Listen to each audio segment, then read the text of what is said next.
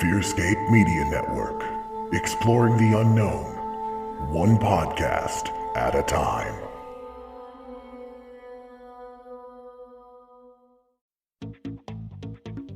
Hey everybody, Stefan here.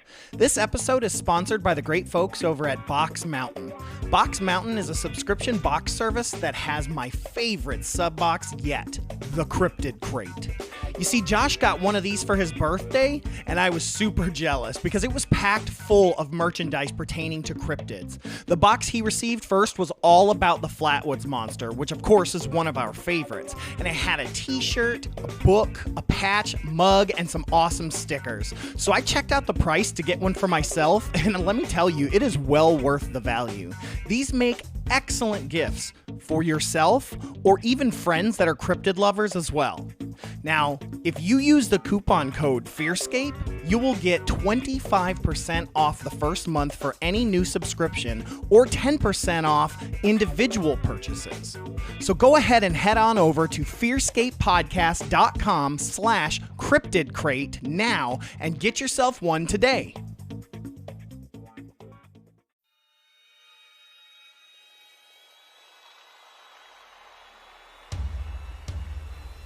Hello, I'm so glad you could join us. I hope you brought your blanket to hide under. The spooky crew is going to discuss things and events from other realms. Ghosts, cryptids, aliens. Be sure to hold your blanket extra tight as the boys take you deep into the FearScape.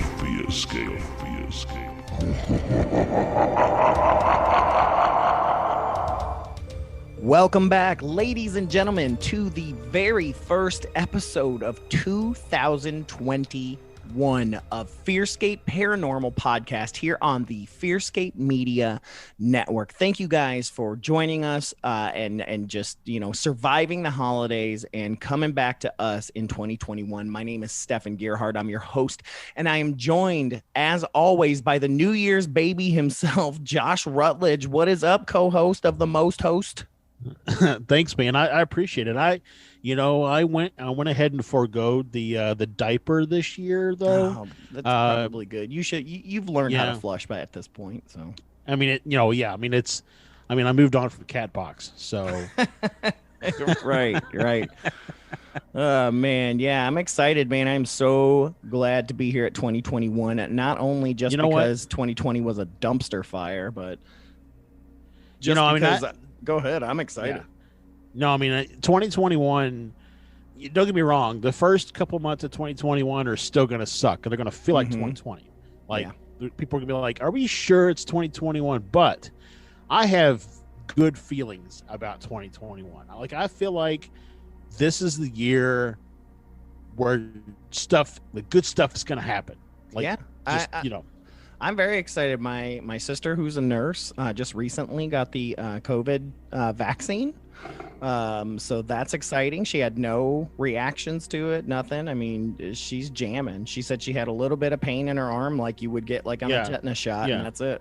Like she's jamming. I am so looking forward to the vaccine. Now, I won't get it for a long time because I'm not high risk and all that kind of stuff. But my mom is higher risk, and as soon as she gets it, I am so excited because then my kids can go and stay at her house for like a couple of days. She's already talking about it. She's already like, as soon as I get the vaccine, the girls can come over. So Yeah, I know I have some issues, so I know I'll be a little further up the line. But yeah, I'm just excited to, see the eventual world get back to a little bit of normalcy and also see how we've evolved and what stays changed. So that'll be very, very interesting. But one cool thing is we have a very, very special guest today, getting spooky with Kyle Kadel of the International Paranormal Museum and Research Center, as seen in Hellier. This is down in Somerset, Kentucky, where my good friend Mary Taylor lives, and I actually had the opportunity to go down there. And even though they were closed through COVID, he let me and Santosh and Mary Taylor take a kind of, a free kind of tour through there. He was really, really cool. We got to talk to him for a little bit, and he agreed to come on the show after the holidays were over. So I'm very, very excited for everyone to hear this wonderful interview with Kyle, because he's just one hell of a guy, man. Well, in talking about, everything with Hellier and 2021, 21 adds up to 3. 3. Oh, I didn't even think about that. Bringing it back around. And it looks like the Hellier folks got some new projects coming up that's not Hellier, but I know they've been out west quite a bit in my new neck of the woods out here working on some new projects. And Connor said some stuff's on the wire. The Newkirks have been dropping some hints on the wire, so I'm pretty excited to see what they have to come out, because it's not just Hellier that I'm interested in. It's this cast and crew. I mean, if they put the same amount of passion into whatever they do that they put into Hellier, it's going to be great. It's going to be great. Episode, series, whatever. So yeah, I absolutely cannot wait. And I can't wait for everyone to see what we have lined up for 2021, because good Lord, we have some stuff in the pipeline that's going to be insane, dude. I don't want to spoil it, because I don't want anything to go wrong. I'm walking on eggshells here, 2021. But just know, blanket huggers, we have some really exciting guests lined up for, these next couple months into the year, and some hopefuls and some cool topics. It's going to be a bomb diggity of a year. Yeah. Going to be a great year. So, yep. But before we get into 2021, we got to get into our segmentes. That's Spanish for something else that's not segments. I don't know what, but let's get into our first segment, which is one of my favorites, of course, which is the psychic word of the week. And now, the psychic word of the week. The psychic word of the week comes from the Encyclopedic Psychic Dictionary by June G. Bletzer, Ph.D. This comes from the 1980s, and it's the bomb diggity. Rest in peace, Honey Bear, wherever you are. But I flipped through the book, and I landed on page 417, which was the letter M. And I looked down, and the phrase that popped up first in my eyesight was mystic ring. And so immediately I was like, oh, is that like a bell toll? But no, it's like a wedding ring. You'll see. So mystic ring says a fleshly ring on the ring finger of the right hand, appearing spontaneously overnight, recognized to designate the betrothal of Jesus Christ to the individual, occurs to individuals who have religious hysteria or who go through a highly emotional state pertaining to the church. I think we also called that true love waits when we were Baptists. Yeah, I was about to say, it sounds like true love waits. Except for like Jesus himself draws a ring on you and it burns into your hand is what it looks like. I've actually think I've heard of this before. So, well, it's I've seen people who get the wedding ring tattooed. Yes, I've seen that. Have you seen that? Mm-hmm. So instead of having to wear a ring all the time, they just got a permanent tattoo ring. Mm-hmm. I've actually, if I could stand the pain, I've thought about doing that because my fingers constantly swell and then shrink all the time. Mm-hmm. And so when they swell, my ring gets too tight and almost doesn't come off my hand. And then when they shrink, it's like it falls off. So it's like, I don't know, I need like a magic ring that just, kind of expands and contracts with my body, which is what a tattoo is. Mm-hmm. So. What's funny is, this is a phenomenon that's a Christian phenomenon, but I'm sure it's existed in other religions as well. But as well as I do, that if something like this happened back during Salem and stuff like that, they'd be like, she's a witch. She made a pact with the devil. She has married the devil. Right. Because, especially if they were allergic to gold and didn't know it. And so they got hives around their fingers. So they keep the ring up, but they ring it. I bet you so many women had to die. What's the thing with, I remember it was a thing back in, I don't know, I guess it still happens. But you get your ears pierced and it turns green because you're allergic to silver. Yeah, or Heard it. I think it's Or gold. nickel, or maybe I don't know. Is it gold?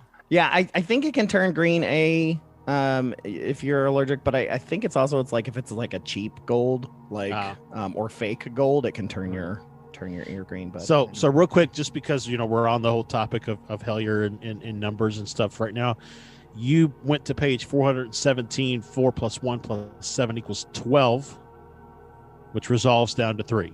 Bump, bump, bump. 1, 2, 3, 1, 2, 3, 1, 2, 3. Yeah, it's everywhere. It's everywhere. It's like that. I think we've mentioned this 100 times, but that Jim Carrey movie, The Number 23. I mean, if you want to, you'll see it everywhere. But yeah, thank you, Junji Bletzer. I think that's just her trying to say that, hey, I'll give you a ring if you let me marry you. So we had way back in the early days of FearScape, when Kelly was doing spooky news back in the day, she actually brought us a story about someone who had married a ghost. That was really... It's actually we talked about that. Me, you, and Keith Age, I think. Mm-hmm. Talked about that whole thing where people... No, it was just me and you with a news story when we mentioned Keith Age, but it was a spooky news story where they talked about people in Japan, I think it was. Oh, yeah. Marrying ghosts. Yeah. That makes more sense. This lady was just a cuckoo bird. He was apparently a pirate ship captain, and so she went out to the middle of the ocean and had a pirate wedding. Oh, okay. And later on, we found out that they got divorced. So not even. Well, she took half his treasure, so it's all worth it. I think she was cheating on him with another ghost. I don't remember. It's been a long time. But anyways, yeah, let's go ahead and talking about news. Let's go ahead and move right into some spooky news.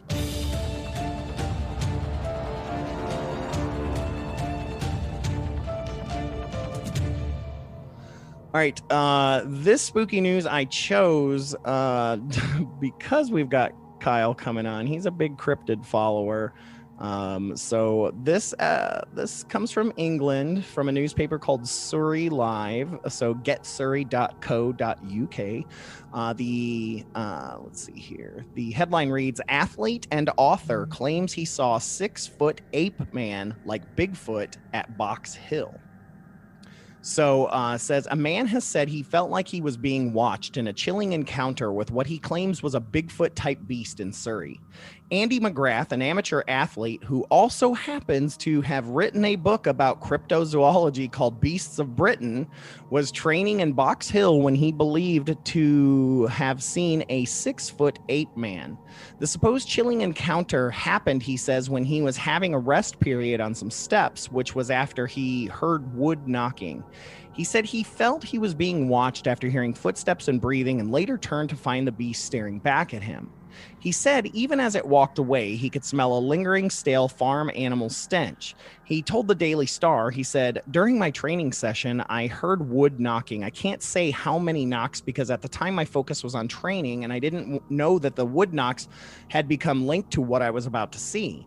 I just remember thinking to myself, what's that noise?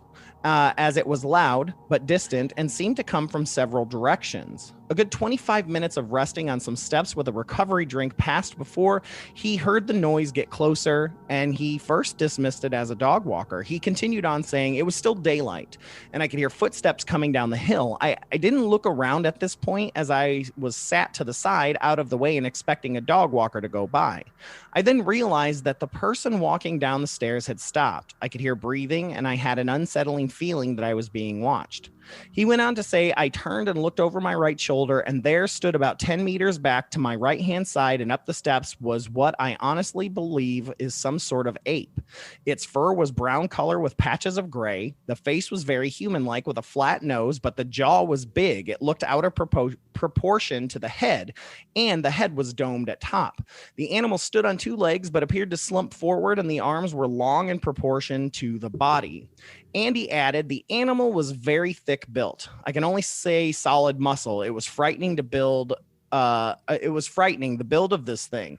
I'm not sure the height from the angle I was at. I can only estimate 6 feet plus, but I'm not sure. The animal stood staring at me for 30 seconds before turning around and simply walking off, but still watching me. As it left, I could smell that animal type farm smell stench, which just lingered. Now, a little bit of last thing here. Andy admits that people might find it hard to believe his claims. He says, what most people find hard to fathom, of course, is how such an animal could escape detection in a land such as ours that is ostensibly one of the most thoroughly explored in the world. And to that, I would say simply that it is difficult to discover something you are not seeking to find. And as a researcher, he admits that he used to laugh at the idea of Britain being home to such creatures, but now thinks reports such as the Box Hill Ape Man should be taken seriously. The Beasts of Britain author followed up on the report from summer 2012 and investigated the scene where an unknown creature allegedly approached a member of the public. So, yeah, something we talked about when Ken Gerhardt was on, about how all these different, like everywhere you go, somebody has some story about a Sasquatch type creature. They call it something else, like it's not called Bigfoot or Sasquatch or something. Too it's afraid called something to. else. Yeah. Right. But they all have a story like it. So, Sasquatch is not a North America thing, and Yeti is not a Mongolian thing. They all kind of live all over the globe, so to speak, or in the globe, and it exists everywhere. I was reading a story recently, and I can't recall where it was. I'll have to look it up. But it was science. They said scientists have figured out that Yeti DNA has polar bear DNA mixed in with it. So that struck me as odd because that means that they have DNA that they have collected to be Yeti, and then secondly that it has some polar bear, which goes against the idea that it's a hominid, right? Yeah. Essentially, from what I've gathered, because the article seems kind of backwards and forwards, because originally when I first read this, it seemed as if this was kind of new news, and I thought that it was odd that a guy that writes a cryptozoology book doesn't know to listen for the knocks and doesn't know. But then as you read, you realize he's recounting something that happened to him years ago, which is what led him on his journey to discover cryptids within England. So it's very, very interesting. But I've found this on a couple websites, and I guess so maybe he's promoting his website or his book or something now, but he's been all over the place. So it's like when we have a guest on him, he asks, kind of the first question, how did you get into doing what you're doing? That's basically somebody asked him that question. So they wrote an article about how he got started. Exactly. But still very, very cool. Cause England is not somewhere you think, oh, Sasquatch. Yeah. Yeah, you're right. It isn't, but it also, we talked about it once before. I can't remember. Oh, I know. It was in the, we talked about it a little bit, I think, in our Astral Stew episode on YouTube, about how England has so much stuff going on. Like, just it seems to be almost like a Bermuda Triangle of activity for that part of the world. Well, and they have so many haunted forests. Sherwood Forest is one of the most haunted. The Hearn's Hunter is a topic that I have listed for us to cover sometime. There's another woodsy area that they believe is haunted by Hearn the Hunter, and just things that it could be just some Sasquatch or some dog man. I don't know, or alien. Exactly. Speaking of aliens, or ultra-terrestrials, yeah. So let's go ahead and move to our UAP sighting of the week.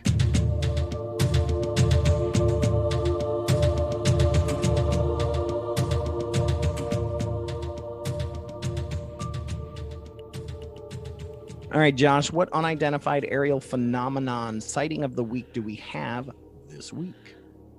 So this comes to us from Brad Pequeno, and I'm sorry if I am pronouncing your last name incorrectly. This happened in Maryland.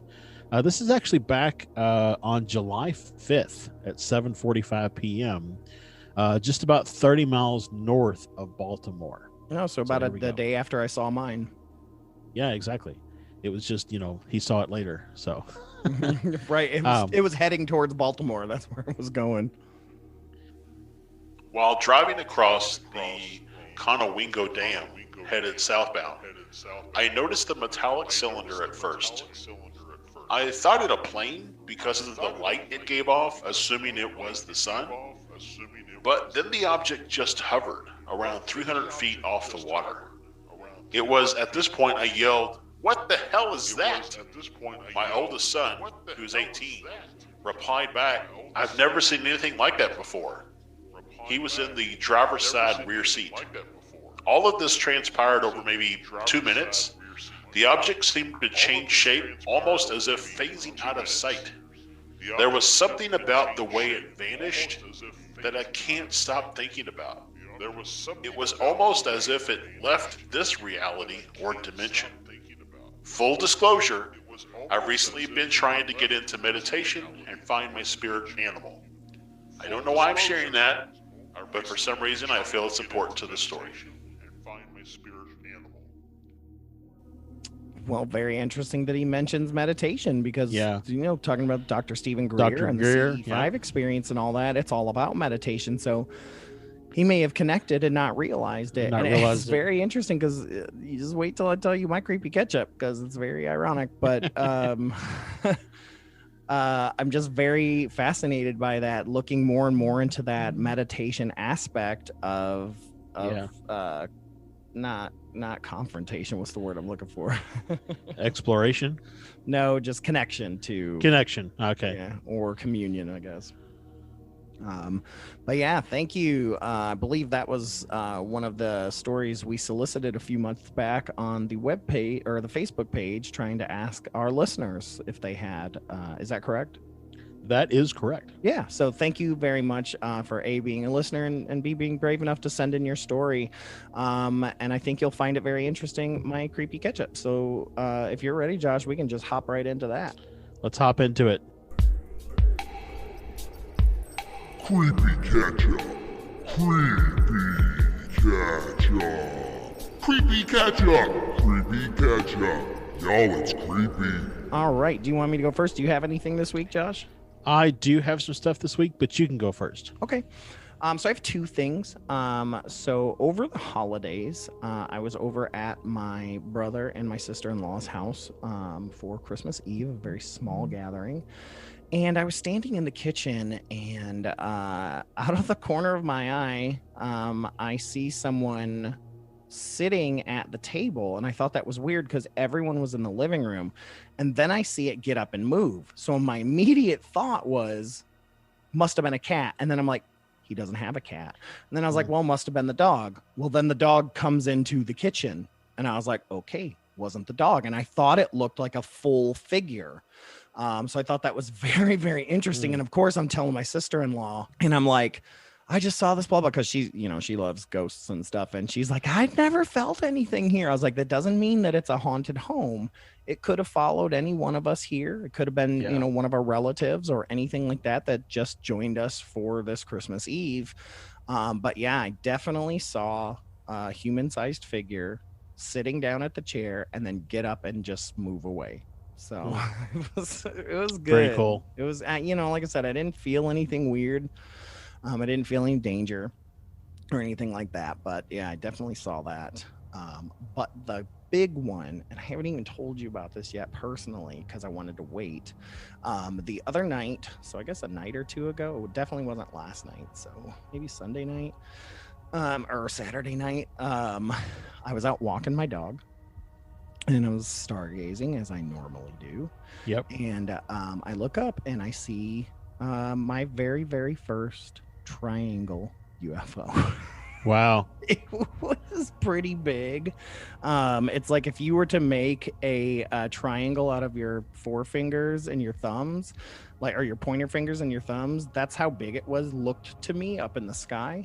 And it was kind of moving, and I'm like, okay, this is kind of weird. Is the satellites just close together? Was it like a black shape, or did it actually have the three dots? Like three dots. Okay. 3 dots. All I could see were the 3 dots at first. So all I can see are the 3 dots, and it's moving. And I'm like, it's nighttime in the city. I mean, it's like, I haven't looked to see if anybody else has seen anything or not, but it was moving, and it went across like to where a star was, and I was like, here's where it's gonna be. Here's where it's going to show me that it's a satellite or whatever. Crossed like the middle part of it, blacked out that star as it went past. Oh my goodness. That's and awesome. I was like, And then it kind of stopped and spun a little bit. And then all 3 of the lights went whoop into one. And then it just stopped. And it just stayed there. And I, of course, didn't have my phone because I was just taking the dog for a poop break. So, but yeah. And so, I mean, at that point, I mean, once I looked down and looked back up, I couldn't tell you which it was because it just looked like a star at that point. Yeah. So 2 things. One is awesome that it blacked out the star because that just tells you that it's not just 3 lights. It was actually some solid thing that was, had mass to it. And then lights. And then number 2, I was just talking I'm not gonna segue into my creepy catch up, but I'll just say I was out with my brother a couple of nights ago. We were just like sitting around the fire and freezing our asses off, and we were talking about. I was telling him about our Capella sighting, about how sometimes these things hide in plain sight, appearing to be a star or a planet, so that because you're right. I mean, what if it was just there and anybody looked up, they would just assume it was a star, right? Right. I mean, nobody would probably do the due diligence to say what star is that and like pull up their app or whatever. And well, it's really interesting because last night when I was out, I decided to pull out my phone, my app, to look at the stargazing app or whatever, and I was trying to figure out what star was near the moon, and it was Mars again. And I was like, oh, what's over here? And there was Capella. So it was really, really interesting that Capella popped up for me, and because I haven't seen it since we've seen it. Like, I've been like, where is this sucker? But I guess it's because it's colder months. Hey, were you going to talk about your put-in moment with your meditation on top of the mountain and finding the rock?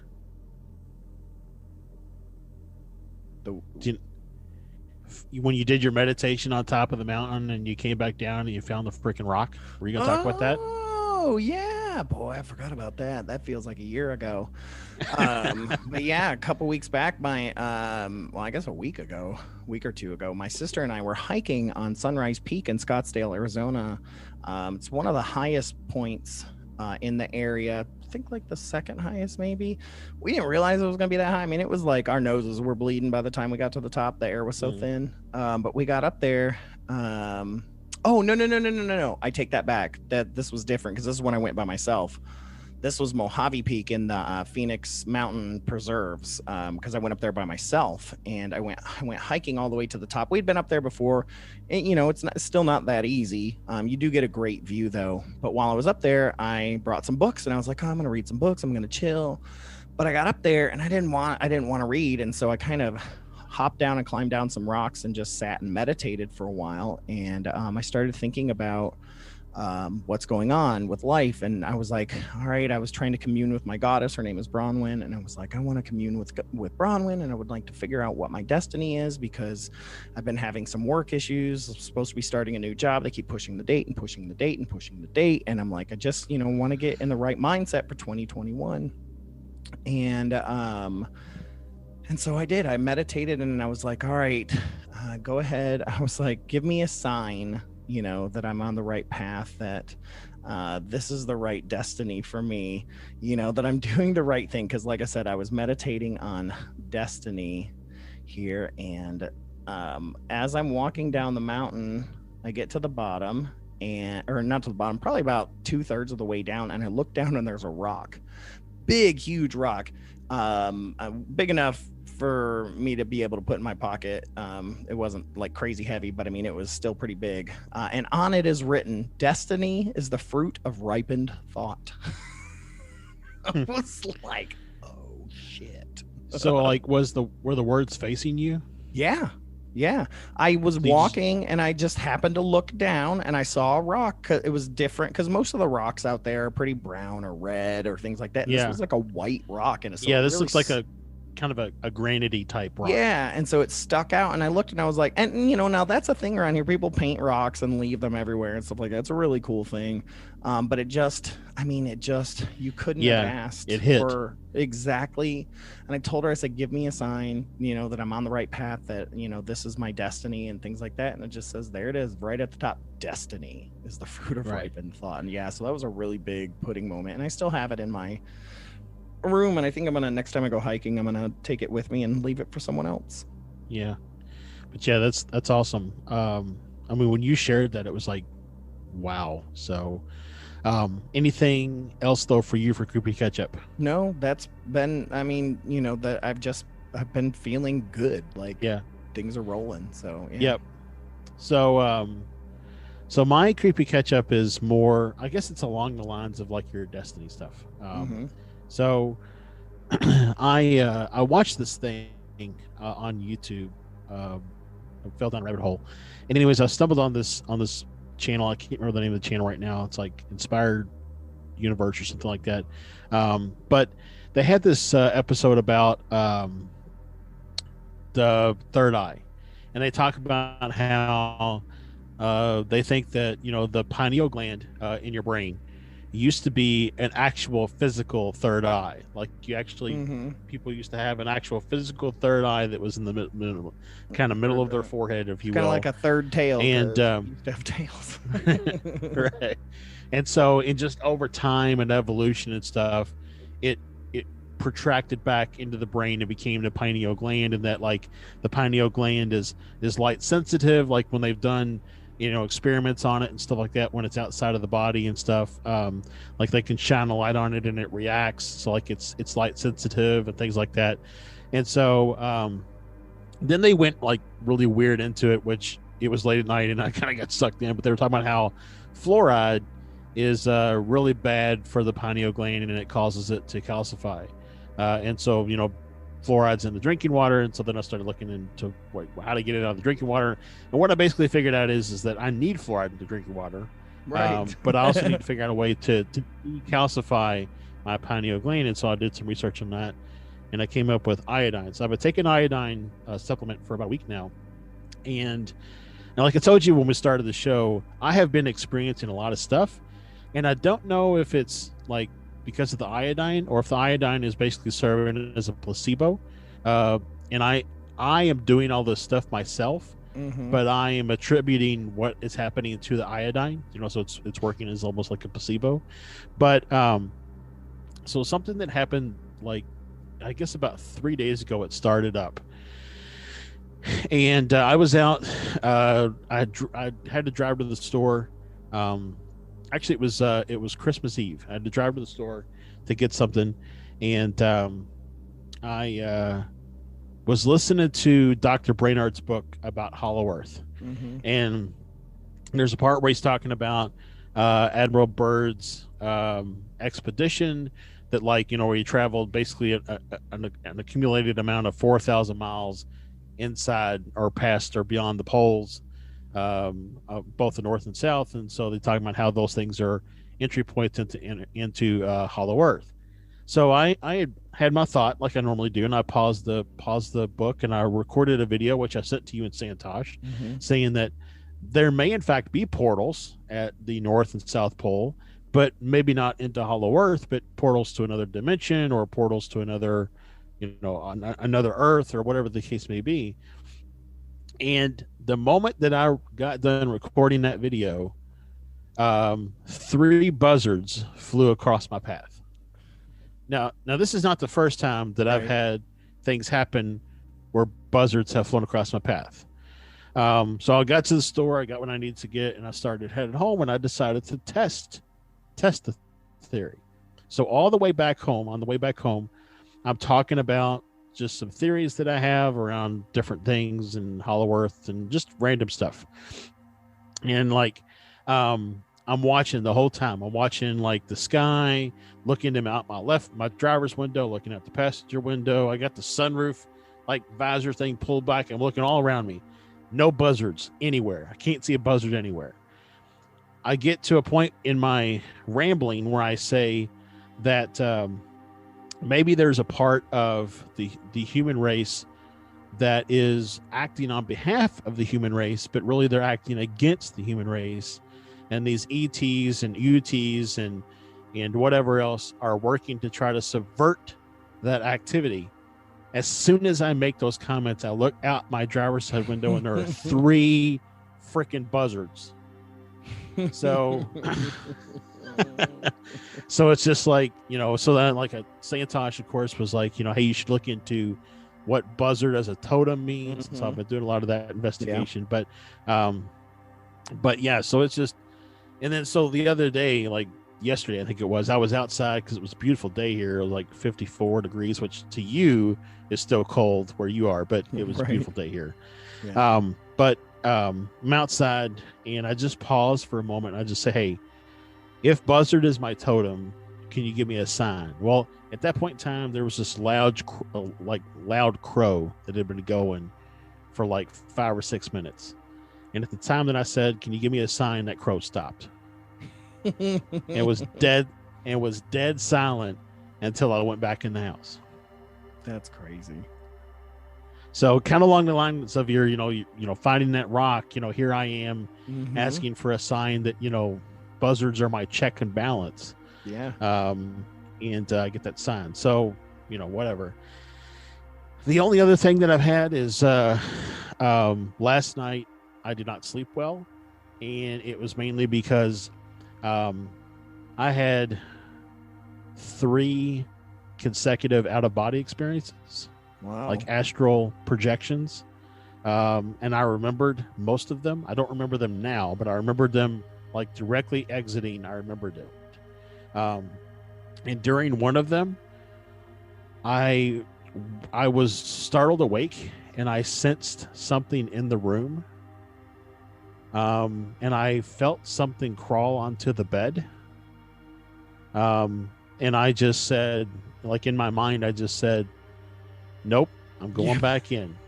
And I just, and I didn't even, open my eyes or anything. I just, nope, I'm going back in. And I just like went back into and then did another astral projection. So when I astral project at night, I tend to be tired the next day in general, but I also woke up at like 3:14 in the morning and had all these thoughts and stuff that I wanted to get out and couldn't go back to sleep. So nitro cold brew for the win tonight for this recording. But yeah, so that's my creepy catch up. Crazy times, man, which, is perfect segue into our interview with Kyle Kadel, man. I'm super excited. He is the owner of the International Paranormal Museum and Research Center. So we're going to go ahead and take a quick break. But when we get back, get ready for an awesome interview.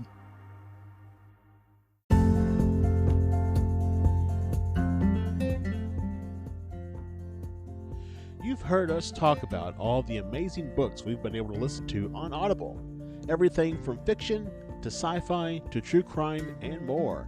Audible is the leader in the audiobook industry with a library of over 200,000 audiobooks.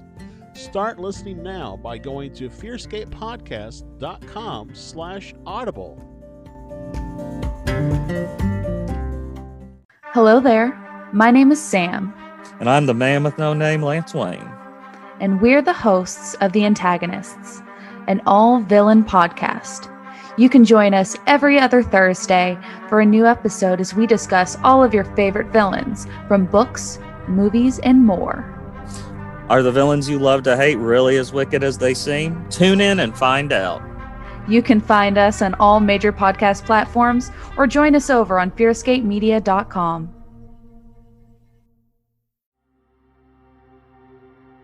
Thank you guys so much for sticking around and joining us back. We are getting spooky with Kyle Kadel of the International Paranormal Museum and Research Center, the man with the plan from Somerset, Kentucky. Thank you, Kyle, so much for joining us. Yeah, thanks for inviting me. It's good to be here.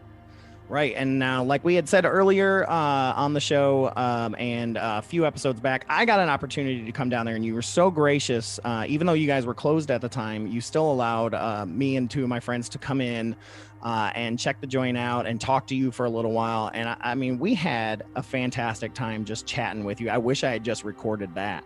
Yeah. Well, hopefully it wasn't too embarrassing. That was during our remodel, so it looked a little rough at that point. No, I like that kind of stuff because I'm like, I see the way y'all don't get to see it.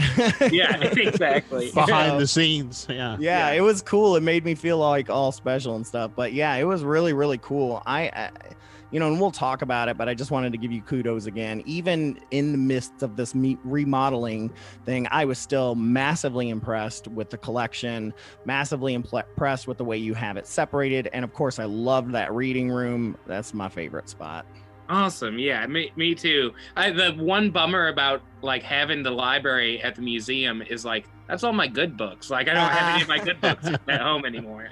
You're like, dang it, I got to stay the night at my museum just to read tonight. Yeah. You need to have people, you need to like set up some sort of like a book donate program. So then people can donate their paranormal books to you and you can put those in your museum and then you don't have to worry about reading. Yeah, especially if it's a double of one you already have. Exactly.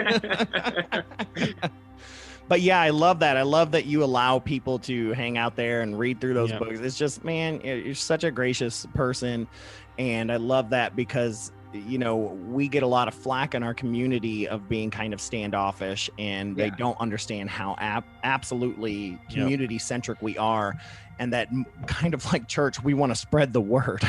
Yeah, absolutely. Yeah, it's an amazing, like I'm in a spot where I'm allowed to have this incredible library and like buy these books that I would obviously want to buy anyways, but now it's for a purpose. And so it's so incredible to be able to like, I don't know, not to be too immodest, but like be a beacon of knowledge in the paranormal stuff. Well, you absolutely are. I wanted to give the quote that's on the museum. I love this, that the quickest blurb about your spot is a small museum space dedicated to spirits, cryptids, aliens, and everything else that goes bump in the night.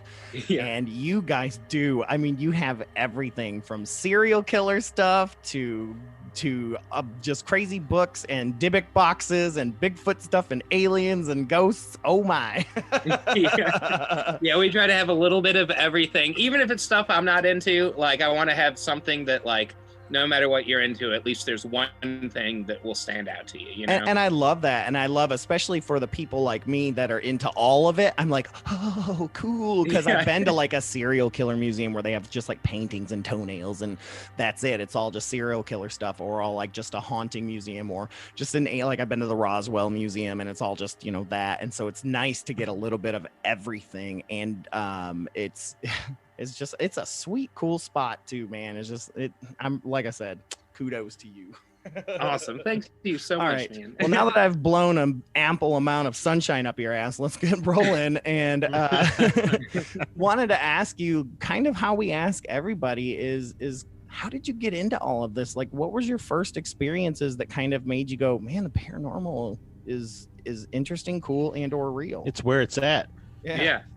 Well, so I grew up here in Somerset, Kentucky, and it's a super small town, especially when I was like in high school. There was nothing. It was a dry county. Yeah, I was back when it was still dry.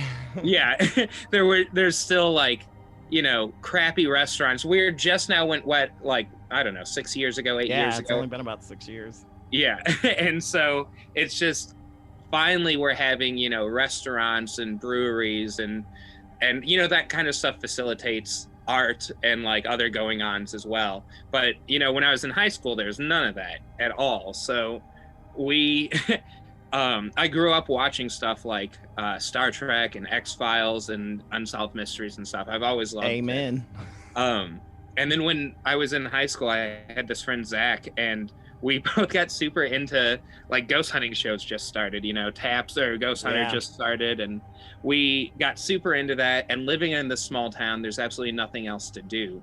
So we started ghost hunting, and like we were pretty skeptic. Like we're always like Zach and I were always obsessed with this kind of stuff, but pretty skeptical on it all. Mm-hmm. And then like we started ghost hunting, and about 3 months in, we had enough activity that like we had definitely believed. Like the linchpin to that was for Halloween, we actually took one of our friends out on a ghost hunt, basically just to freak him out. Like we had been doing this for a few months, and like didn't, a couple weird things happened or whatever, but like on this night, basically we're just messing with our friend and like go to the downtown cemetery here. And we had a camera die. Like we're doing an audio recording and this camera had brand new batteries. And every time we tried to take a picture, it died in this one spot. And like on the recording, you can hear Zach say, "Kyle, I don't think it's going to take it." So fast forward to that night, we're listening to the audio recording from it. And as soon as Zach says, "I don't think it's going to take it," a fourth like female or young child voice comes in and like mocks him, says, "Gonna take it." Ooh. And like, we're like, all right, this is pretty freaking weird. We don't have an explanation for this. But then on top of that, within the next week, Zach and myself, both at our own houses, in our own bedrooms, heard that exact same voice say our names. Wow. Yeah. And so like mine was like 4 days later, like it was 3 o'clock in the morning. I was about to go to sleep. And like from the doorway, I heard Kyle. And it was the exact same voice. And it freaked me out. And the next day I told Zach about it. And he was like, that actually happened to me 2 nights ago. Wow. So, wow. Yeah. Well, that's kind of... I was just going to say, I was sitting in my house this morning and I couldn't sleep. And I was just like playing around on my phone. And something that happened to me that has never happened here is a voice said my name. And I'm not blowing smoke here. That like, I didn't even think about it, Stefan, when we did Creepy Catch Up. Yeah. But that's like never happened here. A voice has never said my name in this house before. So it's interesting. I've always said that's my weird thing is my whole life I hear my name called, and I have an odd name. It's Stefan. There's not a lot of people named Stefan, so I always turn. And I cannot find a phenomenon name for it where you hear your name called all the time. Yeah. But I mean, every day I hear my name called. It's weird. Yeah. Weird. Yeah, and that's so personal. Like, it's definitely spookier than like hearing hello or something. Like, I mean, that alone is weird, but yeah. Flush the toilet, whatever. Hey, hey guy, like, that's, hey big guy. That's what I get. Unless your name is Guy, that's not personal. So. Yeah. But I can definitely agree with you. I think I shared this with you that my good friend who's librarian over at Somerset Community College, she moved there in 99. And so I have spent a lot of time there since around 98, 99. Lived there for about 6 to 8 months for a while. And her home is absolutely the most haunted home I've ever been in. And anytime I would go for a walk in that neighborhood, she lived over near Ohio Street. It's like, it just everywhere you go in Somerset, you feel it. And so when they first mentioned it on Hellier that Somerset was this crazy place, I was like, yeah. Yeah, you're right. Like, I never really thought about it, but yep. Yeah, especially growing up here when it was, when you're a teenager and you're looking for things to do and there's not anything, like, this place sucked. And like, there was no mystery or intrigue or anything. But my friend Dan Dutton, who's an artist, he's involved in like our Pennyroyal podcast and everything. He has this quote where it says, a place isn't interesting until you start looking at it. Yeah. And that's so absolutely true about Somerset in general. Like, this is a freaking weird place. And like, God. Even when I was into weird stuff, I didn't notice it as much as I do now, you know? And it's like, I've gone back with 2020. I can think about, because we used to just go driving around like through Burnside and stuff like that. And I can just remember how eerie that is. And then, you're not far from like the Cumberland Falls. And I remember going out there and feeling like that was crazy. Yeah. There's that old amusement park that's just all defunct. It's just that whole area, Stearns and just that. I've got a friend of our friend Santosh, who's on the show. He was at the museum with us. He's got a friend that's lived in Stearns forever and ever and ever. And that place is haunted as I mean, that whole just little section, it's like, what is underneath them rocks? Yeah, for sure. There's so much just energy collected here. Like, so much more, especially that this has never been like a giant population center, And then you wonder with Lake Cumberland, you're like, what were they covering up? Yeah, exactly. Yeah, that they built the biggest man-made lake this side of the Mississippi in the 50s and flooded a whole town. Why? Yeah, why? What was down there? I'd love to talk to some scuba divers because I know they go down there and look at old ruins and stuff at any of the lakes in Kentucky, but specifically that one. I've spent a lot of time on that lake. Yeah, several years ago in like 2007, I want to say, Wolf Creek Dam was cracked, and so they actually lowered our lake to fix it. And Burnside, the town that they flooded, was, out in the open. Like Really? literally there were building ruins and street lamps and stuff, and you could go walk through them. And so that was like the craziest thing I'd ever seen, you know? Oh God, I would have loved to have seen that. I've been out to Burnside so many times. I would have killed to have seen that. I just on a kind of related note, I was talking with a guy, like it's been a couple of years ago, and he remembered when they built Taylorsville Lake, and he's like, they were running out of time to get the lake done, and so they allowed it to fill up with like still houses and barns and sheds and stuff like standing on the bottom. And so he said that's why like they encourage you not to swim in Taylorsville Lake, because a lot of the drownings happen because people get caught in old fence wire and stuff that was never removed. Jeez. And then it just pulls them under. Yeah. He said though that like when they filled it in, it was so clear that you could go out on a boat and look down and see the tops of houses and barns. Yep, I've heard that about Green River Lake as well, and you could see like an old church down there and all kinds of stuff. Yeah, the Kentucky Lakes history is fascinating. Yeah, the it's towns so that they just said strange. bye. Oh man, yeah. Now I'm like looking at old pictures of the making of Lake Cumberland. I'm like, this is fascinating. Yeah. But I don't want to spend on that.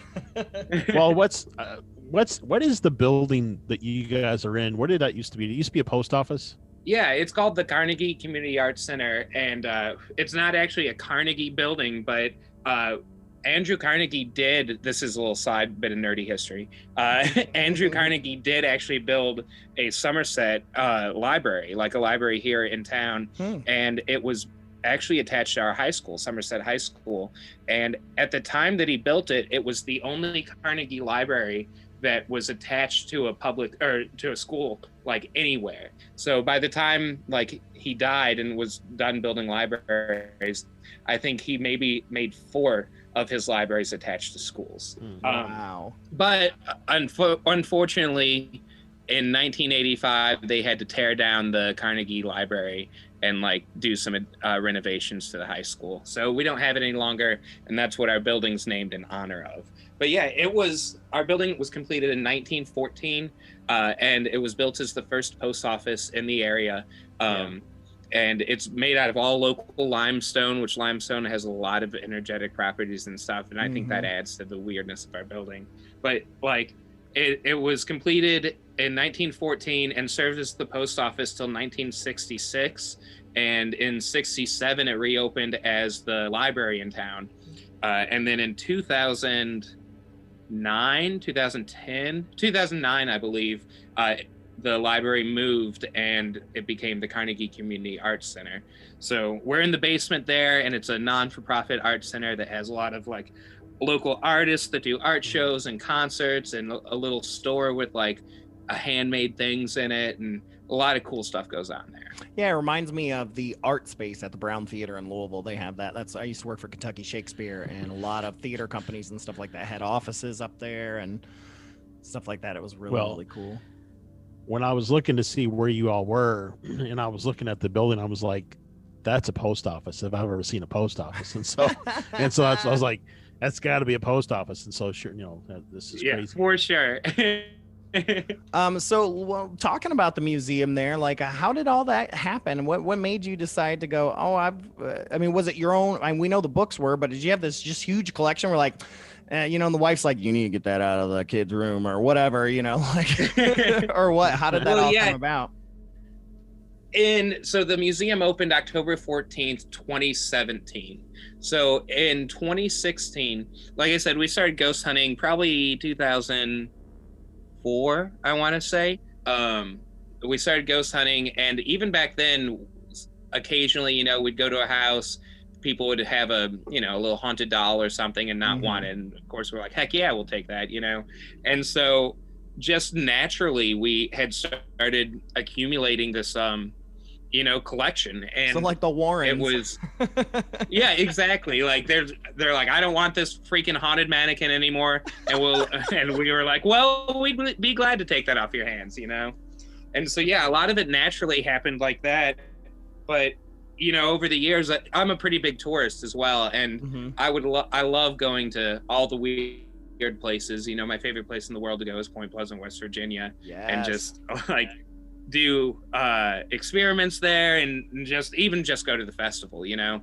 And so I started combining like the love of travel and the love of weird stuff, and like getting, you know, souvenirs, but also like going on investigations at places and getting like soil samples and rock samples, and like even finding like prints and trying to do casts of them and stuff. So like it was very organic, like just collecting crap from going out and doing crap, you know. And then in about 2016, I realized that like my friend Zach and I actually were going to do a kind of Halloween display, and all we wanted to do at first was set up one display case in the lobby of the Carnegie. And we met with them, and they were very gracious, and they said, yeah, you could absolutely do that, but you know, we have a room for rent here. Why don't you just set up a permanent display? And you know, in the beginning we both had jobs, and I was like, that's not really feasible. But the more we thought about it, like Zach's no longer a part of the museum, but like he was there up until, you know, open. Basically, he was part of open, and like the more we thought about it, it's like, hell yeah, we can do this. And so I basically like took it upon myself. It was my job to be there and everything, and we just lucked into, rent was dirt cheap in that building, and nice. we just lucked into that situation where it was practically meant to be, you know. And, you know, since then we've been open, like I said, October 14, 2017, minus the six and a half months this year. But in that time, we've had probably close to 7,000 visitors now from 27 different states and over 7 different countries. So it's been pretty awesome, you know. Yeah, well, I mean, let's talk a little bit about Hellier. I mean, obviously you kind of got put onto the spotlight there due to their research into looking into Somerset, you know, and I was surprised because I was like, I've been to Somerset like a million times. How did I, you know, how have I never been there? And I was kind of mad about it. And so I'm like, how did all that happen with Hellier, and how has that changed things for you? Well, yeah, I want to say, yeah, in the beginning, we definitely did not do any local advertising whatsoever. Oh, you can't. In Somerset, you get in trouble. Yeah, exactly. We were really afraid that, and you know, it never came, but it's a very religious area. And I always assumed that sometime we'd be, you know, we'd be boycotted or something. And I've, since we've opened, I've had literally 2 people in town, like, be rude about it. Like one was just like praying. Yeah, one was like, I'll pray for you or whatever, and then it's like, thank you, you know. And then the other one's just I've got a friend who like, she has like a different metaphysical pagan store that she opens about every 2 years up in southern Indiana, right across the river from Louisville, which is very liberal, very open-minded. She gets shut down constantly because these Christian protesters come in and protest her and stuff like that. And that's just, that blows my mind that in Louisville that's happening, but in Somerset everyone has been very welcoming, and I love that, and I'm so thankful for that, because we need you. But I didn't mean to cut you off, but yeah, wow. Yeah, it's just so amazing. Yeah, I don't know, we opened in 2017. I feel like 2015 it wouldn't have been feasible. Like even back like 5 years ago, like the community I think would have ran us out, but just enough has changed since then. But yeah, we part of the museum, even before we were open, I used to always go to conventions, and I love that kind of stuff, like the festivals, Mothman Festival and everything. And Kentucky's lucky enough to have something called Cryptid Con. Yeah, Cryptid Con. We were supposed to go to all these things this year. Yeah. Yeah. I had already paid for most of my tables and stuff. It's like, crap, you know. But yeah, Cryptid Con's one of the best conferences I've ever been to with this kind of stuff. They have amazing guests and just amazing topics and great vendors, including myself, you know. And like it's always awesome to go. And the first year that they had it, I believe was 2017, and I got to meet Greg and Dana Newkirk there, and like, hey, I'm starting a museum, blah blah blah, and we talked a little bit, and it was awesome. And then the next year like the museum was already opened, and like I got to talk to Greg and Dana more about, you know, museum bro stuff. And Right. we got to, you know, get to know each other a little bit more, and like talk about Somerset and everything like that, and plan eventually. We have this convention we're trying to plan that may or may not happen in our lifetimes, but we're trying to do one here in Somerset that will be pretty big. And I talked to them about that, and it, you know, basically it was just a nice introduction, very nice people. I talked about, well, at that time, you know, in 2012, Greg had written that original article about the Hellier, like, cave and stuff.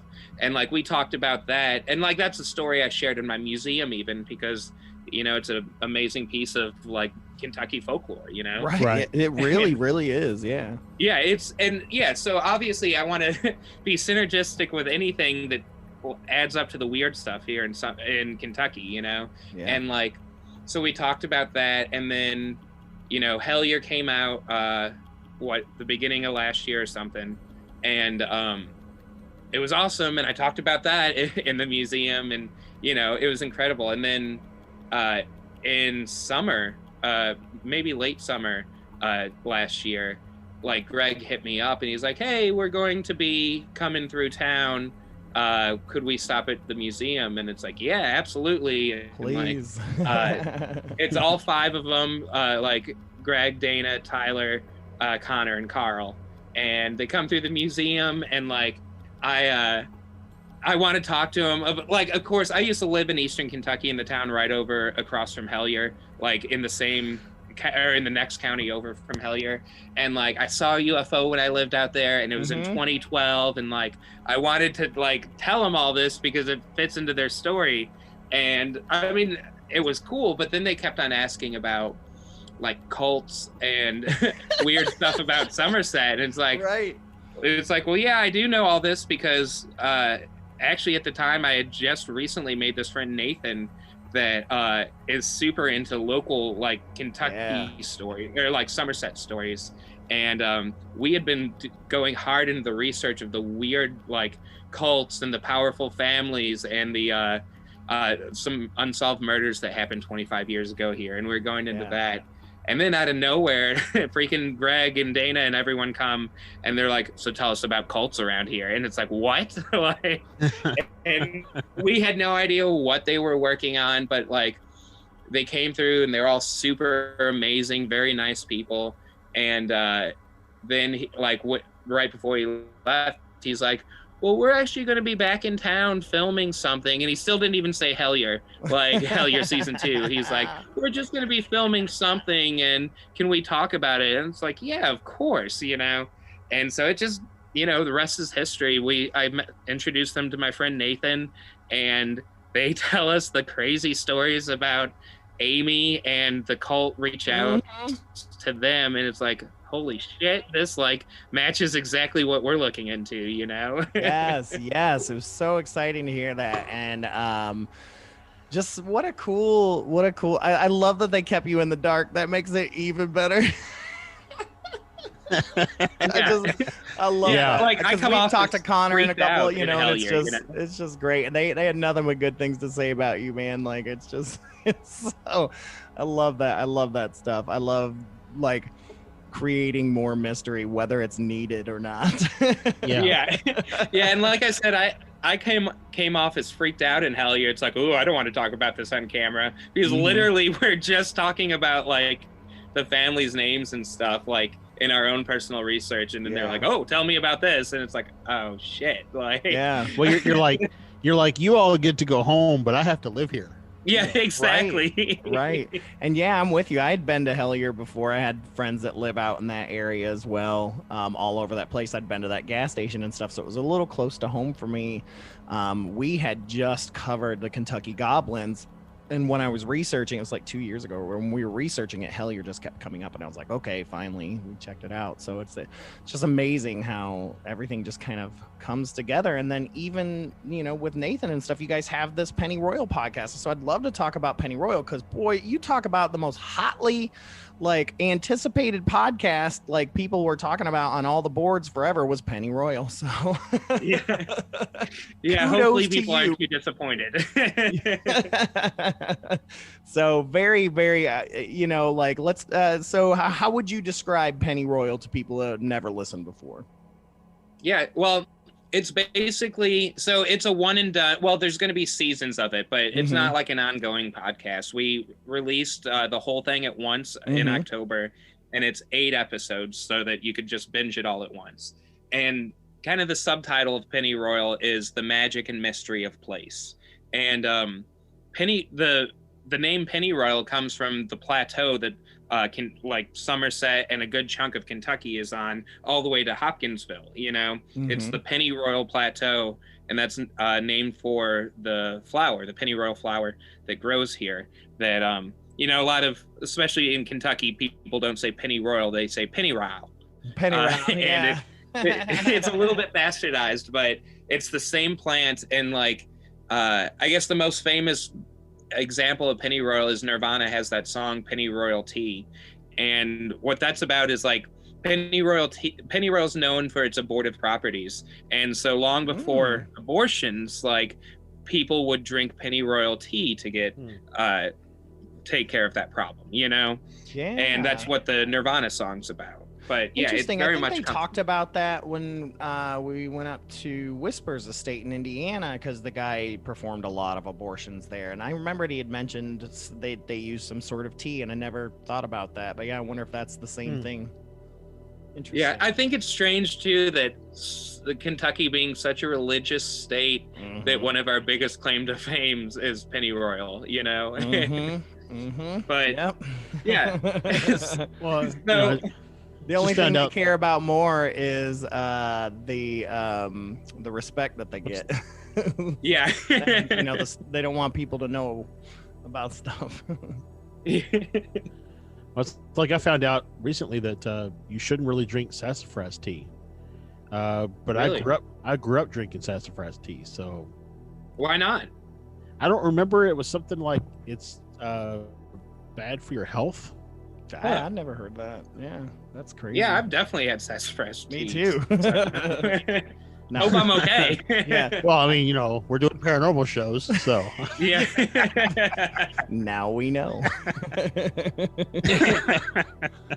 But yeah, so yeah, it says sassafras tea safe to drink. It says when taken by the mouth, sassafras is possibly safe.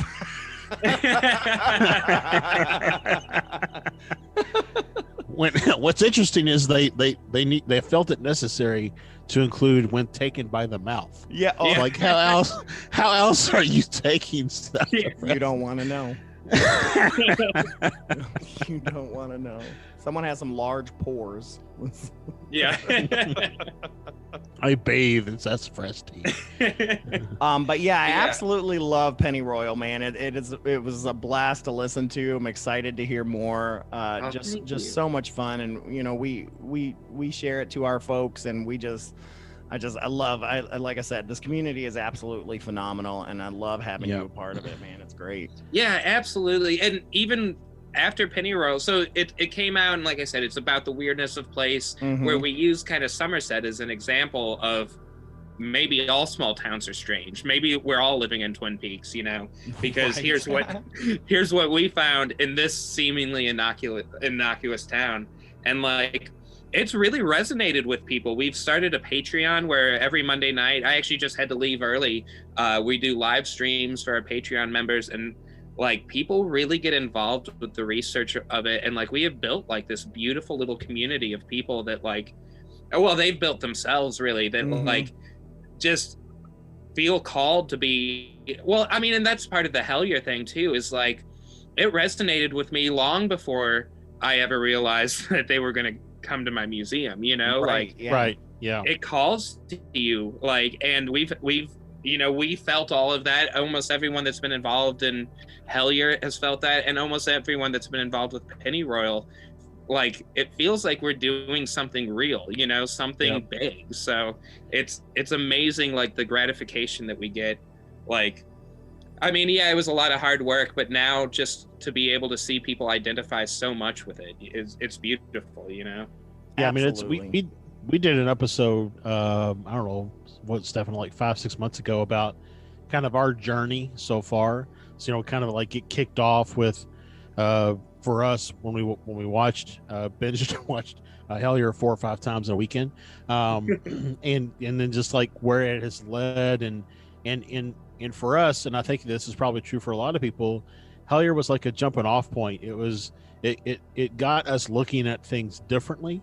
And for me, it has led to all, like, I've pretty much read every book that John Keel has ever written, and every article that he's ever written, and so on and so forth. And really have started looking at the phenomena as a whole, not just ghosts or Bigfoots or aliens or Loch Ness monsters, but all of it together. What is it, what is it all together? And like I said, I mean, for me, Hellier was my jumping off point. Hellier introduced the idea of the phenomena being all of these things together.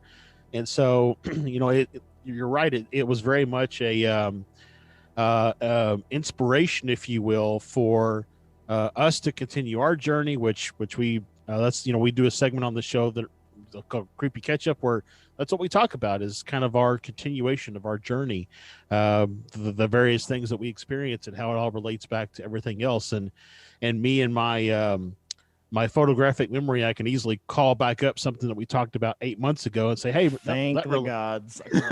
That relates to this thing, and so yeah, it's been very Hellier, again, has just been a really a great introduction for me, and I think for a lot of people, into really digging into and investigating things, not just from a ghost, Bigfoot, whatever, but from all of it together. Well, and it's been fascinating too, just from the people that we've met, from you, Kyle, to Connor, to Alan Greenfield, who will drop us an email at 4:00 in the morning and just be like, check this out and put it into the cipher. Get back to me. And you're like, oh no, what is it? Like, it's crazy, the people that we continue to meet and to see that everyone else is on this same path. It's amazing to see this. Like we talked about earlier, it's like, a lot of times you'll see haunted museums, you'll see alien museums, you'll see this and you'll see that. And so you think that this community is very, very separate. But the more and more we're talking to people, the more and more we're finding out we're not the only ones that think that it's all related. Yeah, absolutely. Well, and even here's a small example, because it used to be very isolated. Bigfoot hunters only cared about Bigfoot. They didn't even like the Bigfoot stories where it had a UFO or something. They just discredited that, but here's an interesting story from Bigfooting. In the fringes of Bigfoot, for literally years, people have talked about going to these places where Bigfoot and these other creatures are seen, and what do they find but Mylar balloons? And that's something that, like, when they go and tell the other quote unquote serious Bigfooters, they're like, yeah, you're full of shit. That doesn't matter. Like, we're looking for these physical beings. But now, like, thinking about how important balloons are in Hellier, like, and they're found at all these strange places. Like, it's amazing to think of all the evidence that was left on the table before, like, things were joined, Right. It's just like we talk about, I think it was with Connor, when we did the interview with Connor, we were talking about how if you go out on a Tuesday night at 10 o'clock and you don't see anything, write that down, because that's still a piece of data or evidence to say that on Tuesday night at 10 o'clock, I didn't see anything, but on Wednesday night at 8 o'clock, I did. So what were the conditions that were different between those two nights? And so a lot of times people look at just what was the condition where I saw the thing, not what was the conditions that existed where I didn't see anything, to try to make that correlation. So that's a really amazing point, like, that not seeing something is just as valid in this field as seeing something. You go to this spot where 5 times out of 20 you've experienced something weird. So that doesn't mean that those other 15 times are meaningless, that it's like, what is the difference there, And I do agree. I think that there are some hot spots, and I agree with you. Point Pleasant, when me, Santosh, and Josh went out there for the weekend, good God, we saw so much stuff. I mean, it was just like, like more than usual in a matter of 2 days. It's fascinating, and it's just, there are hot spots. And being out here in Arizona, Lord, and it was funny because I know you were just out here too, and so we were like just missing each other at spots we were both at. I know. Yeah, and you ended up going to Sedona not too much longer. Yeah, it was crazy. God, what an amazing place! I had never been there. Oh my goodness, yeah, I had never been either, and now I want to go back up again. It reminded me of like the Gatlinburg of the Southwest, but like way more new agey. Like, yeah, that's exactly how I've been describing. I didn't realize it was kind of a resort town, but yeah, when I tell people, like, number one, yes, it's absolutely beautiful, and number two, it's absolutely incredible. But yeah, there's a little walking distance like downtown Gatlinburg. It looks just like Gatlinburg. It's crazy. But yeah, I loved it up there. And it's like just going to the library here in Phoenix. I can remember being in Louisville at the Louisville Public Library, and you got like one row of paranormal books. Here, it's like 10 rows, like 10 shelves filled with like aliens, cryptids, parapsychology stuff, because it's such a bigger phenomenon out here, and people are more attuned to it because of places like Sedona, because of the Phoenix Lights, because of this and because of that. Oh my goodness, I'm pumped to be out here. And because you're no longer in the Bible Belt. Also true. And we did just flip from a red state to a blue state. So yeah. I moved. My brother thanked me. He said, "You moved here and everything changed." I said, "You're welcome." But no, it's fascinating, man. Just the hot spots that are there. But Andrea Perrin, the daughter from the Conjuring movie, the real life one, she told us, she's like, it doesn't matter where you are though. She says her favorite time to UFO hunt is when it's cloudy.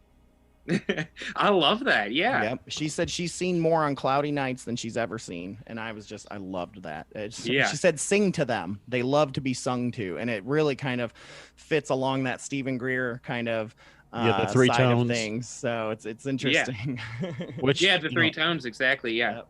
Yeah, which I did send the Hellier folks a message saying that, hey, I watched this Close Encounters of the Fifth Kind, and Greer's talking about these three tones, and hey, that kind of works with your all's three tones that you all got with the Estes session in the railway tunnel. So maybe there's some correlation there. So Bing Q. Yeah. An interesting side note, Nathan, my investigation partner, also runs something called Summer Sessions here in town, and like he's had like it's a music video program that he does through YouTube.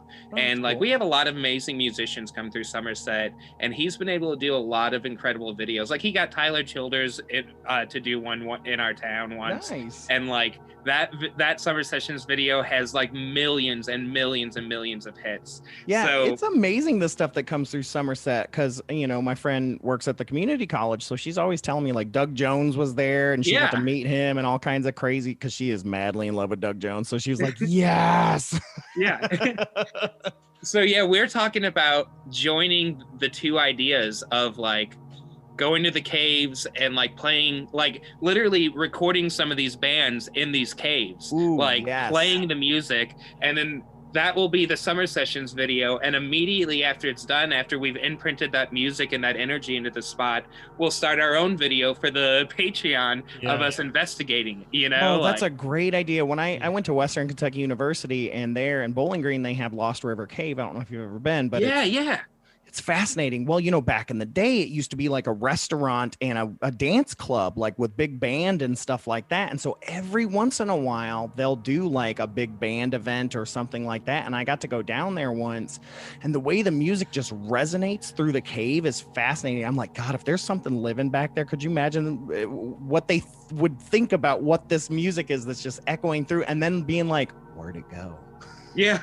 Well, and it kind of reminds me, Stefan, of when we did, dome chants. Yes. Point Pleasant.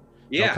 So we went to the TNT domes in Point Pleasant and recorded all these like really awesome kind of new agey type chants and stuff, and put Yeah, a we little even took album out. the three bings and harmonized it in a round, which was really Yeah. cool in there, and we put it out on Spotify. It was fun. That's awesome. The last time I went to the igloos in Point Pleasant, we put on frequencies, like just different high frequencies, and like would try to do like experiments like where we would meditate while the frequencies were going on.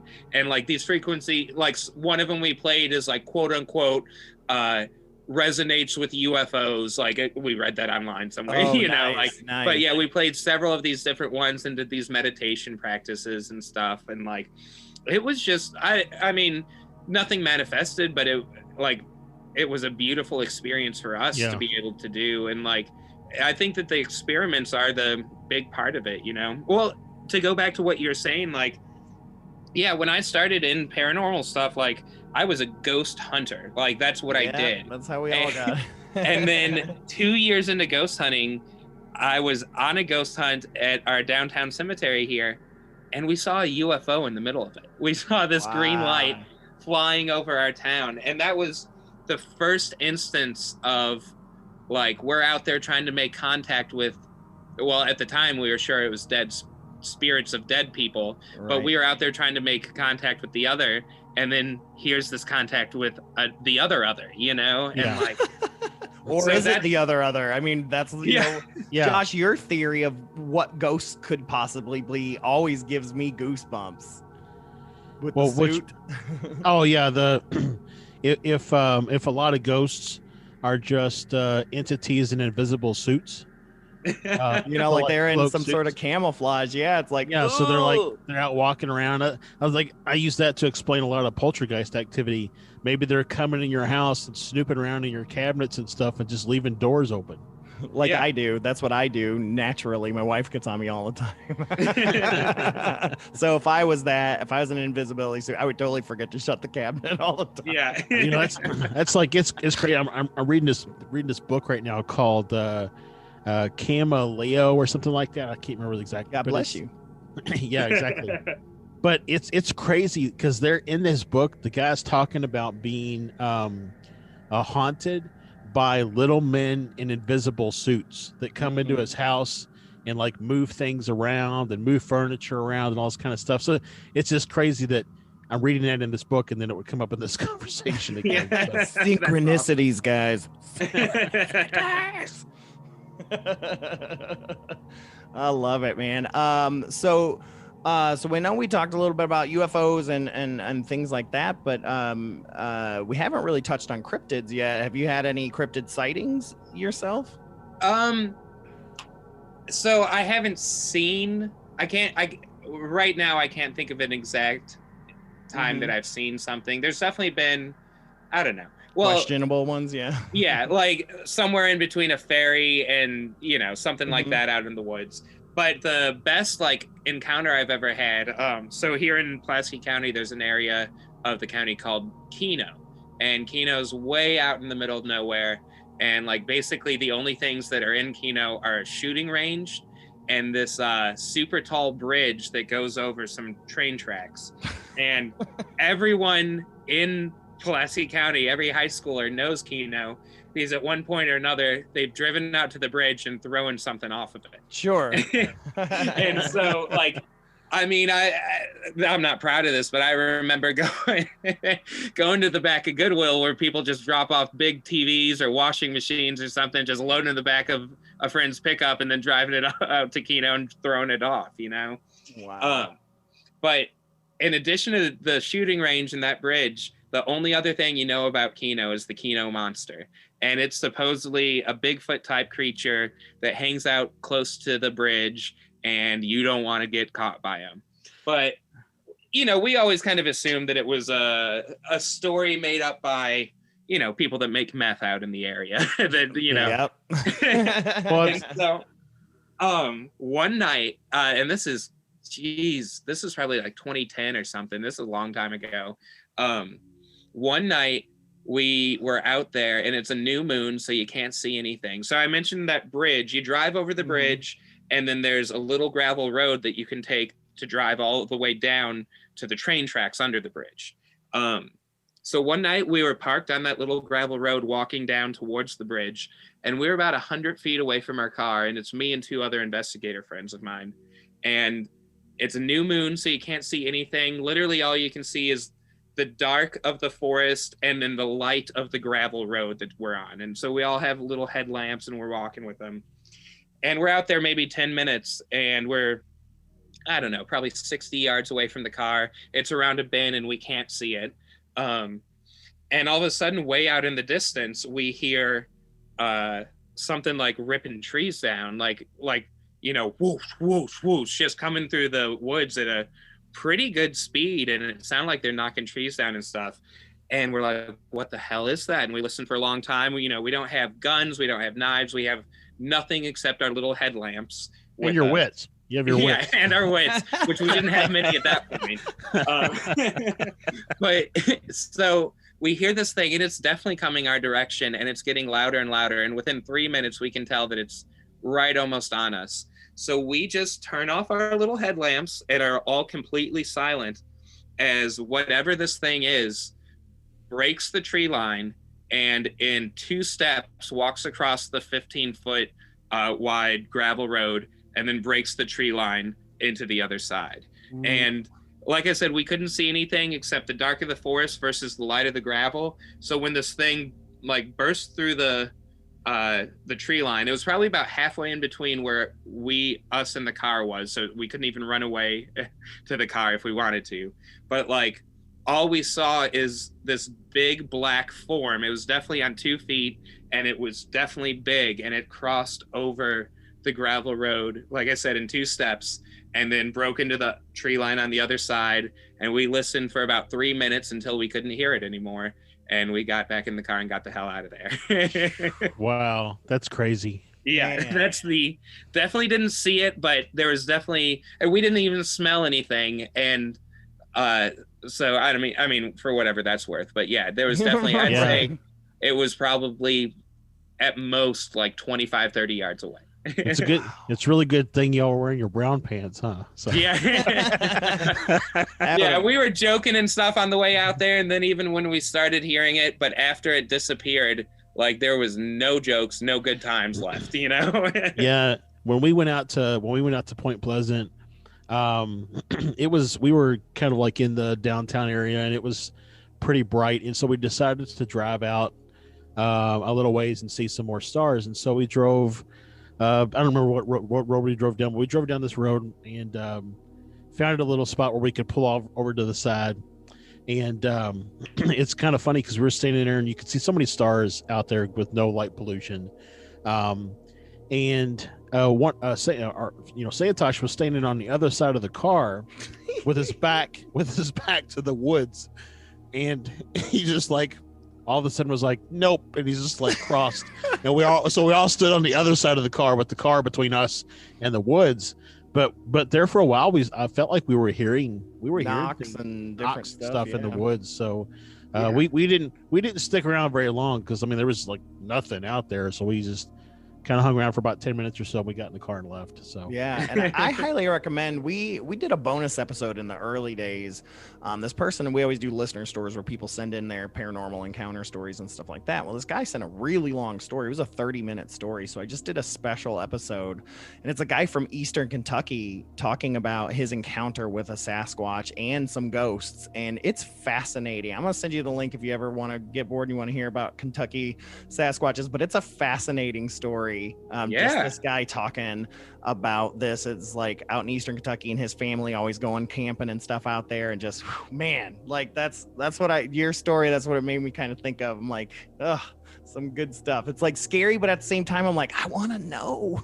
Yeah. Well, it's like that time we were out there in Point Pleasant, I've got that little got a little camera. It's a Seek thermal camera, and it plugs into a smartphone. Yeah. And use a thermal app.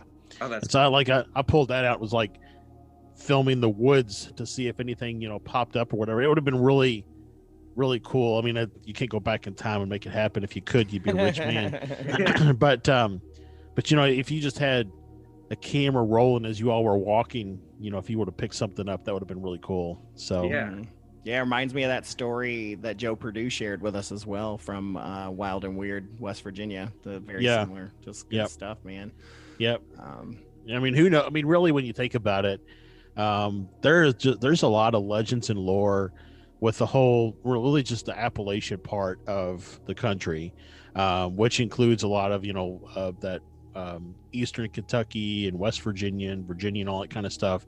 And there, Stefan, you and I talked about it when we covered our, Native American creatures and things like that, all the different fairy lore and everything that goes around that whole Appalachian area. So, well, and even just central and western Kentucky as well. I mean, there's lots from when we were out at Campbellsville and places like that. It's Kentucky is rich.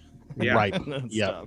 Very much. Well, we talk about it a little bit in Pennyroyal, but like the Adena and other Native Americans like referred to Kentucky and West Virginia as like the abyss, basically the void where you cross to get to the other plane, and like this was a super magical, like thin veil area for them, like traditionally, Wow. Well, and I mean, there's just so many stories. We talk about, you mentioned earlier that so many areas are probably like Erie, Pennsylvania. They all have their own kind of stories and lores and things like that. But it does seem like there is just a lot of rich history and story with the whole Appalachia area. So yeah, for sure, man. It's not where I would have chosen to live if I, had control over that. Like, it's not where I would have chosen to grow up. I really am glad I did, Yeah. That's so cool. Well, we're running out of time a little bit, but before we go, I wanted to ask you, what is your favorite piece that you have at the museum? Like, what's the one that you're like, this one's got the best story, or this one scares me the most, or this is just my favorite thing? Like, what is your favorite piece there? So it's not necessarily even the piece that I think is the best museum piece, and it's also on topic for our conversation tonight, but my absolute piece that I have, my absolute favorite piece that is in the museum is a hunk of concrete that at one point was a part of the support beam for the Silver Bridge there in Point Pleasant, West Virginia. And it was donated. This guy, Jacob the Carpetbagger, does these travel YouTube videos and stuff, and he came through the museum once, and someone from Barbersville, West Virginia, watched the video and contacted me and was like, "Hey man, I have this piece of the bridge. My family member owns this property on Gallipolis where the bridge stood, and he let me go down there once, and I got this hunk of concrete. Like, I want to give it to the museum." Wow, that's so cool. See, that's the stuff I like. That's fascinating. Yeah, it's like I said, it's maybe not the most interesting to look at is probably either a haunted mannequin or a cursed bottle of bourbon. But I think that my favorite, like, historically meaningful piece is that piece of the bridge. That's so cool. And like I said, there's so much more that's in that museum that I just can't wait for people, and I don't want to give it away because you guys gotta go. It's so cool. So if they want to go check you out, they can go to the internationalparanormalmuseum.com for more information there. That's in Somerset, we said, right at the Carnegie Community Arts Center. As well as Pennyroyal. Where can they find Pennyroyal? All of the places you listen to your podcasts. We put it everywhere, and like I said, all 8 episodes are out already. Spoiler alert, we are working on season 2 already, so I know people are gonna be happy about that. Yeah, it's Nathan and I and Darren just sat down last week and like went over the outline for it. Will be another 8 episodes, and man, it's so freaking crazy, and it expands beyond Somerset and the Pennyroyal Plateau, but like it goes into so many just weird things. I definitely think fans are gonna love it. That's awesome. So guys, go out to Pennyroyal Podcast as well. Click on that, become a patron. Let's keep this stuff going, man. Subscribe to this podcast. We're big fans. We know our fans love this kind of stuff, so I'm willing to bet they probably already listened. But if you don't, go check out Pennyroyal. Get your ass to the museum. Shake Kyle's hand once it's safe to do so. And all that stuff. But thank you so much, Kyle, for coming on the show, man. It is an absolute pleasure. I was so pumped when I got to meet you before I moved out here, and I'm glad I did. And now got to spend some time with you here. Thank you so much. Yeah, thanks so much for having me on. We're talking about next year taking a little investigation trip out to Sedona. We should definitely plan that together. Yes, please do hit me up. I'm down. My sister's a medium, so she could do some spooky stuff too. So. Oh, that's awesome. Yeah, we just had her on the last episode. She's something else, man. And I could got probably me into hiking, so I could probably make the arrangements to come out there too. So don't be trying to jump in on my stuff, man. Man, this is the Kyle and Stefan show, man. Josh, you're welcome to come, man. this is the Nickel Royale show, man. I don't want to be the eighth wheel, so. But no, we appreciate you, man, and we are all about making sure we get people to your museum because, like I said, I absolutely love it. And Somerset's not far off of the 75 corridor. So it's a hop, skip, and a jump away from 75. And, you're close enough to go to the KFC, first KFC. So Exactly. And the Cumberland Falls. God, I love that. Yeah, the Moonbow and all that stuff. I love the Cumberland Falls. Yeah, man. But yeah, thank you again, Kyle. Much appreciated. Yeah, thank you so much. All right. Thank you, Kyle, so much. Like we said, you are welcome on the show at any time. We would love to. And Josh, I know you're going to get down there soon enough to go visit. It's well worth going down there, man. Yeah, I'm looking forward to it as soon as hopefully things lighten up a little bit with COVID stuff. We get down there, take a look at it. And honestly, I just kind of want to explore around the Somerset area. It just sounds so cool to what else can I uncover? I know. It's just so crazy to me. But I wanted to move so we could get out of here. But I wanted to move into our listener story real quick. We had a listener from Alabama. His name is Matt Hansen. Sent in a story, and it's a Mothman sighting, and it's remarkable. And so I wanted to go ahead and put this out there to see if anyone else has had any Mothman type sightings. So yes, another cryptid. So yeah. It is Cryptid Day. But yeah, this is Matt Hansen from Alabama. Hi, my name's Matt Hansen from Alabama.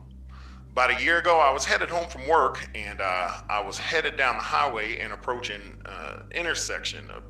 I saw a massive 7 to 9 foot long white hairless creature with a wingspan of at least 3 to 8 feet wide on both sides swoop down from above a very wooded area on one side of the highway and flew down right in front of my car as I was doing about 55 miles per hour, and it crossed to the other side where there's more woods behind the grocery store, and then it disappeared. Now, there was a car driving right next to me when this happened, and I know they saw it too because they slammed on their brakes just like I did.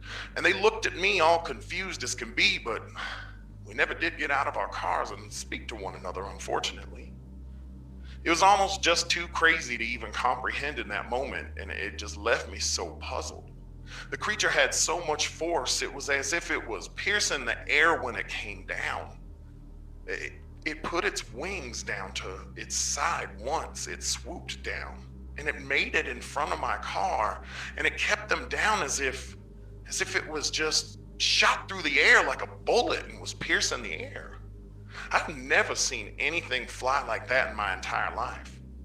Now, I went through so many possibilities of what it could be this whole time since I saw it, but I had completely forgotten about the Mothman until a few days ago when my wife and I were going through old movies and found that old Mothman movie with Richard Gere. After researching the Mothman and rewatching the movie after not seeing it for many years, I firmly believe that what I saw that night was either the Mothman, an angel, or possibly a demon. The only thing, though, is that what I saw that night did not have glowing red eyes as far as I could tell, and its wings were more like a giant bird's wings instead of an insect. Now, I live in Coldwater, Alabama, and I wanted to share where I witnessed the creature. It was on Highway 202 at the intersection of 202 and Highway 78. Thank y'all for listening. Wow. Immediately, I want to say, and I think this was pointed out to you as well, was, the movie is very inaccurate for one thing. Mothman was created by a newspaper because Batman was hot at the time. Doesn't necessarily mean there's red eyes. I mean, it could be, if it's a species, it could be anything. If it's extraterrestrial or ultra terrestrial, it could be anything. Who knows, man? But yeah, I mean, it definitely sounds like a Mothman style.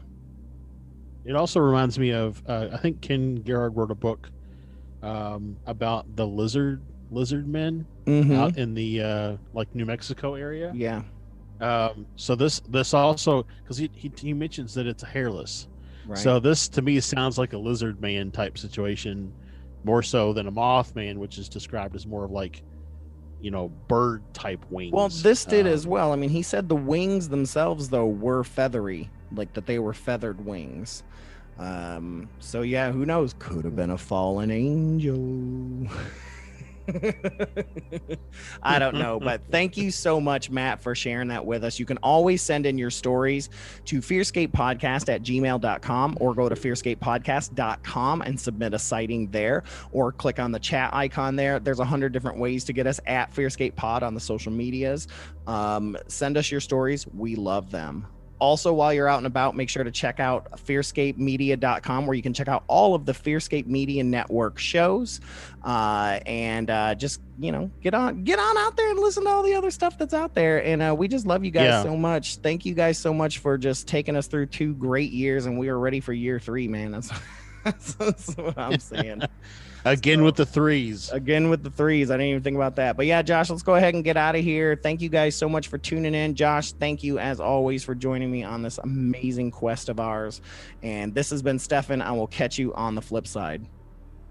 This has been Josh. The truth is out there. And remember, folks, hold those blankets extra tight, because things tend to get spooky when you're listening to Fearscape. Good night, everybody. Good night. I'm so glad you were able to join us for that horrifying discussion. I hope they didn't frighten you too much. Tune in next week for even more research into the nightmarish and haunting creeps and spooks that we tell ourselves don't exist, but we know they do. Make sure you have your blankets, that you hold them extra tight. Next time on FearScape.